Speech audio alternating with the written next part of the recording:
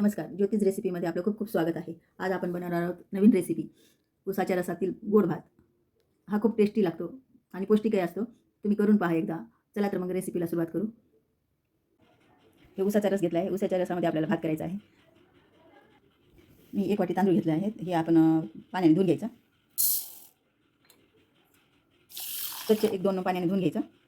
तांदूळ स्वच्छ धुवून घेतले 2-3 पाण्याने. आता आपण ज्या वाटीने तांदूळ घेतले त्याच वाटीने आपण 2 वाटी रस घ्यायचा उसाचा.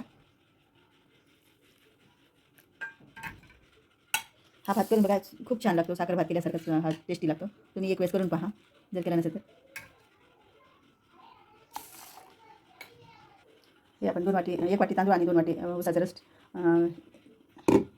मिक्स करून आपण गॅसवर ठेवून देऊ आणि ह्याला चांगलं उसाच्या रसामध्ये शिजून घेऊ. यात आपण लिंबाचा रस घालू, चव छान येते. भात शिजत आला की आपण ओल्या खोबऱ्याचं किस आणि काजू बदाम जे आपल्याला ड्रायफ्रुट्स टाकायचे ते आपण टाकू शकतो. हे आपण टाकून घेऊ. विलायची पावडर सर्व मिक्स करून घेऊ आणि याच्यावर झाकण ठेवून थोडा वेळ घालून शिजून घेऊ. भात शिजत आला आहे. आपण यात 2 चमचे तूप घालून घेऊ चांगलं.